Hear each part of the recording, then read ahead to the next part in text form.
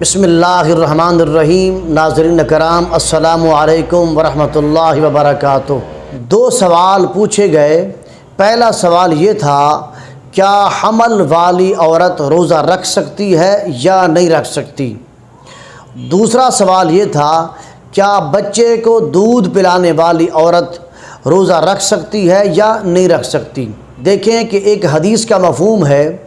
حضرت انس بن مالک رضی اللہ تعالی عنہ روایت کرتے ہیں، آقا حضور نبی اکرم صلی اللہ علیہ وسلم نے ارشاد فرمایا، ایسی حمل والی عورت جسے اپنی یا اپنے ہونے والے بچے کی جان کا خدشہ ہو، ایسی عورت کے لیے شریعت کی طرف سے رخصت عطا فرمائی کہ وہ رمضان المبارک کا روزہ چھوڑ سکتی ہے۔ اور ایسی دودھ پلانے والی عورت کے لیے بھی یہی ارشاد فرمایا کہ رمضان مبارک کے روزہ رکھنے کی صورت میں اسے اپنی یا اپنے بچے کی جان کا خدشہ ہو تو ایسی دودھ پلانے والی عورت کے لیے بھی آقا علیہ السلام نے رخصت عطا فرمائی ہے کہ وہ روزہ نہ رکھے۔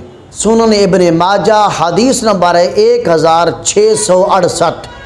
اسی حدیث کے تحت فقہاء کرام لکھتے ہیں کہ ایسی حمل والی عورت کہ وہ روزہ رکھتی ہے، اسے اپنی یا اپنے ہونے والے بچے کی جان کا خدشہ ہو تو ایسی عورت کے لیے رمضان مبارک کے روزے نہ رکھنے کی رخصت ہے۔ بہرحال اگر حمل والی عورت روزہ رکھ لیتی ہے، اسے اپنی جان پر بھروسہ ہے کہ وہ روزہ رکھے گی اور اسے اور اس کے بچے کو کوئی نقصان نہیں ہوگا تو روزہ رکھ لینا بہتر ہے۔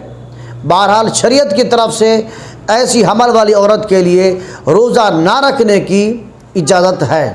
اور ایسی عورت جو اپنے بچے کو دودھ پلاتی ہے، چاہے بچے کو دودھ پلانے والی سگی ماں ہو یا رضعی ماں ہو یا جیسے دائیاں ہوتی ہیں بچے کو دودھ پلانے والی، ان تمام خواتین کو شریعت کی طرف سے رخصت ہے کہ وہ رمضان مبارک کا روزہ چھوڑ سکتی ہے۔ لیکن بہرحال اگر کوئی عورت روزہ رکھ بھی لیتی ہے، روزہ رکھنے کے بعد وہ اپنے بچے کو دودھ پلاتی ہے تو اس سے اس کے روزے پر کوئی اثر نہیں پڑے گا، اس کا روزہ صحیح ہے۔